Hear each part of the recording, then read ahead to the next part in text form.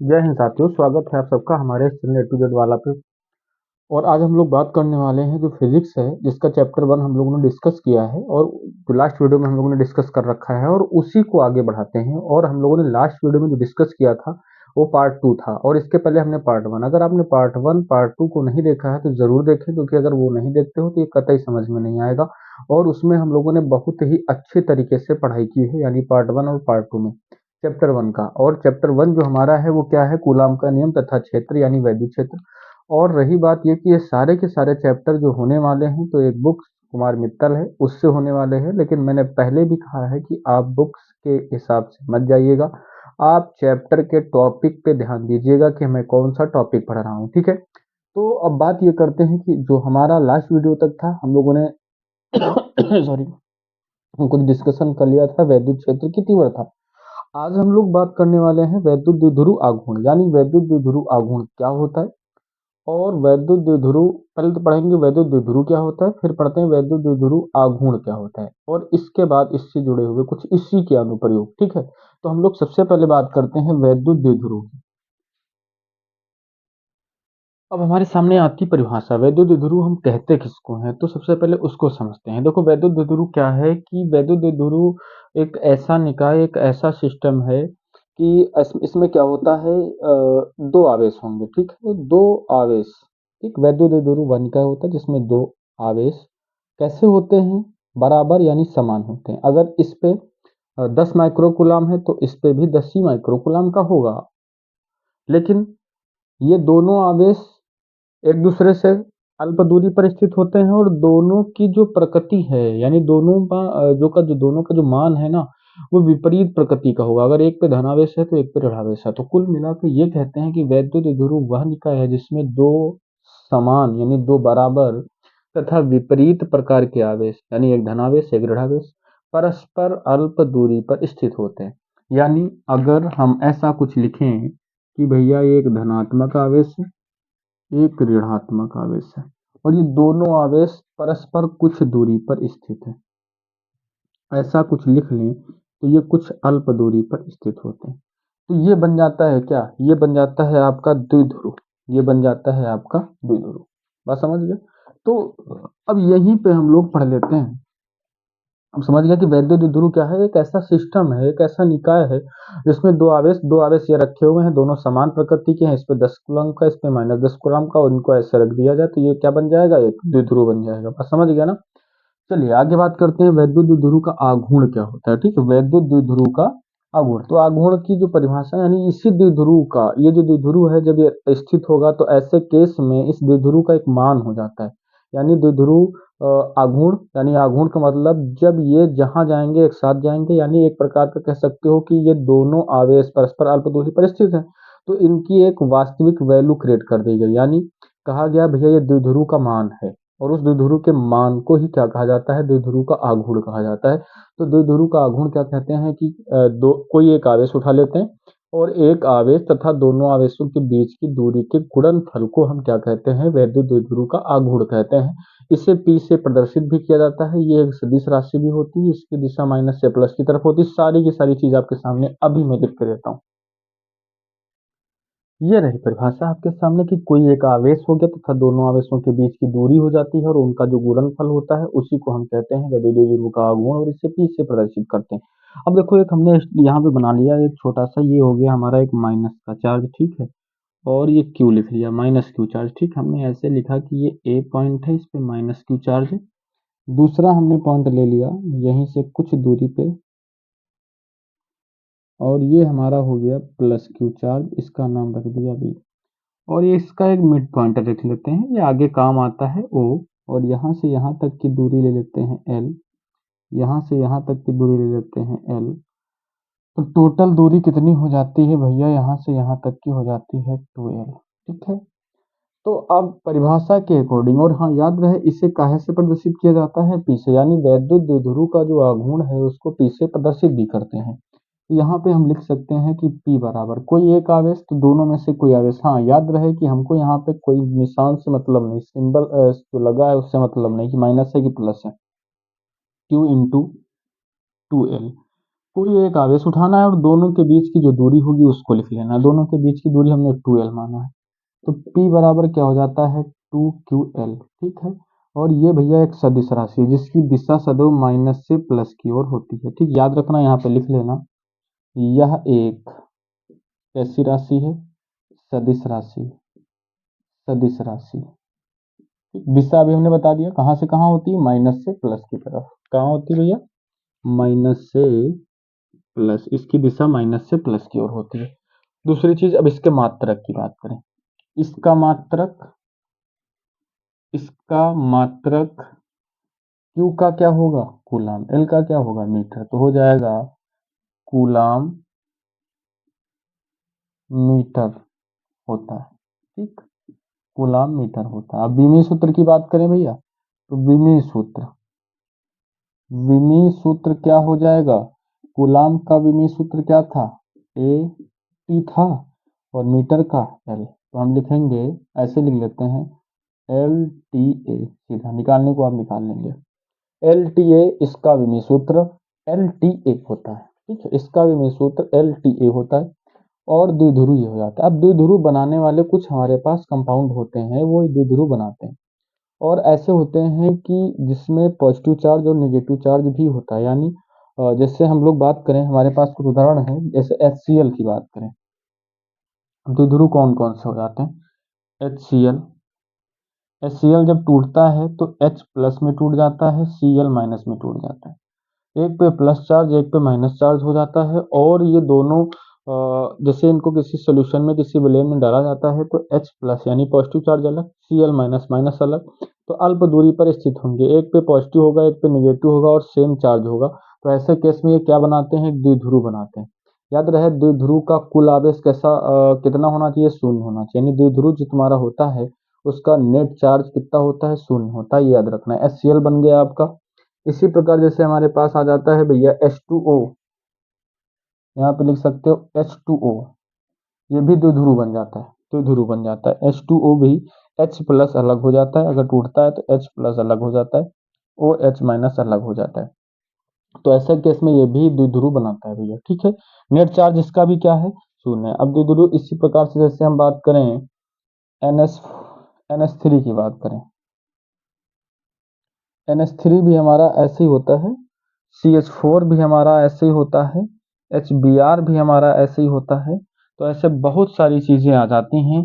याद रखना, वो सारे यौगिक जो टूटने पे प्लस चार्ज और माइनस चार्ज में वियोजित हो जाते हैं, वो सारे के सारे क्या हो जाते हैं, आपके द्विध्रुव का निर्माण करते हैं, ठीक है। तो वैद्युत द्विध्रुव, विद्युत द्विध्रुव आघूर्ण, द्विध्रुव आघूर्ण के बाद इसका ये हो जाता है आपका बनाने का तरीका, एक जो चित्र समझ लो या किरणारेख समझ सकते हो, वो ऐसे बना सकते हैं। दूसरी चीज ये हो गया इसका फार्मूला, ये हो गया इसका मात्रक, ये हो गया इसका विमीय सूत्र। सारी की बात द्विध्रुव आघूर्ण की आपको पूरी तरीके से दिमाग में बैठ गई, ठीक है। इसको जल्दी से नोट कर लो, फिर आगे की बात करते हैं।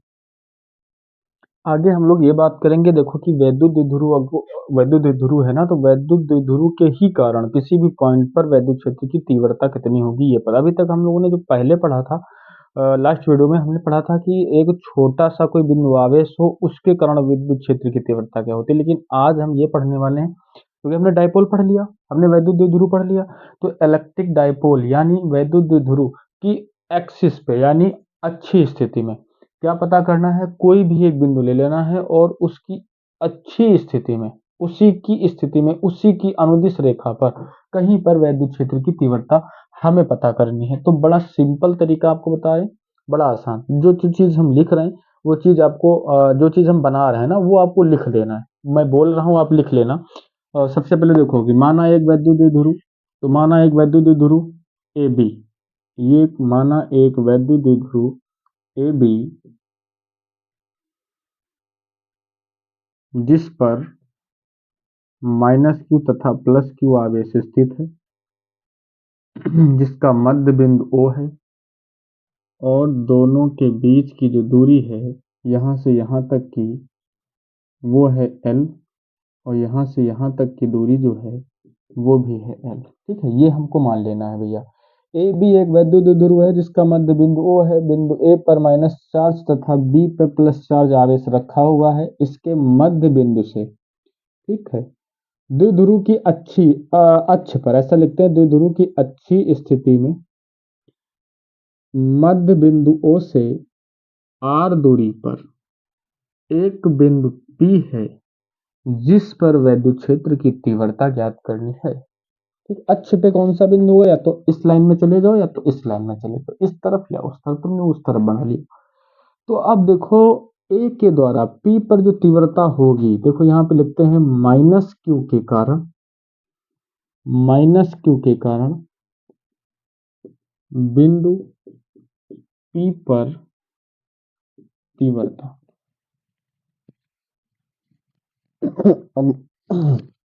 माइनस क्यू के कारण बिंदु पी पर तीव्रता जब आएगी, तो माइनस आवेश जो है ना भैया, वो माइनस माइनस क्यू तो हमने पढ़ा था अभी लास्ट वीडियो में कि माइनस क्यू जो होता है ना, वो अपनी तरफ तीव्रता को दिखाता है, उसकी माइनस के कारण तीव्रता इस तरफ हो जाएगी, इसको लिखेंगे E1।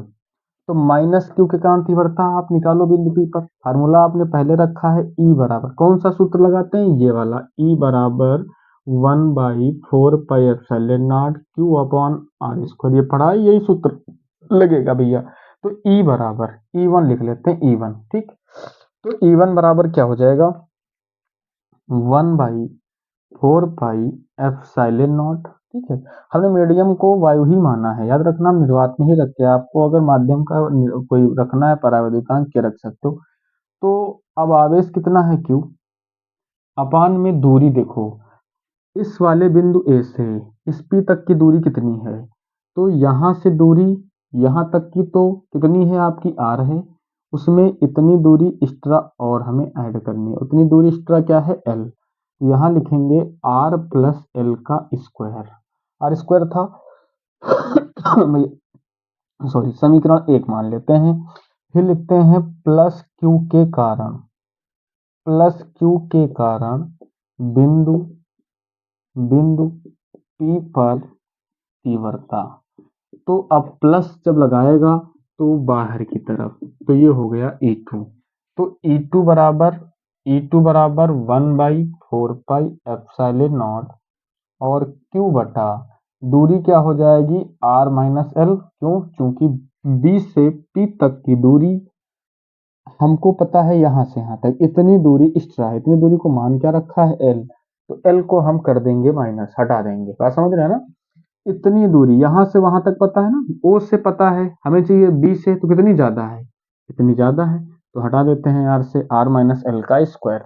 अब आप देखिएगा, एक की दिशा उस तरफ, एक की दिशा इस तरफ, तो हमें निकालना है नेट वैद्युत क्षेत्र की तीव्रता। ठीक है, यहां लिख लेते हैं कुल वैद्युत क्षेत्र की तीव्रता E बराबर E2 माइनस E1 कर लेते हैं। ठीक है, E2 से E1 को घटा लेते हैं, तो जब E2 से E1 घटाएंगे, अब यहाँ लिख लेते हैं भैया, E2 से E1 को घटा रहे हैं, तो E बराबर E2 की वैल्यू कितनी है, तो E2 की वैल्यू है 1/4πε0 और Q अपान R माइनस L का स्क्वायर, लिख लिया।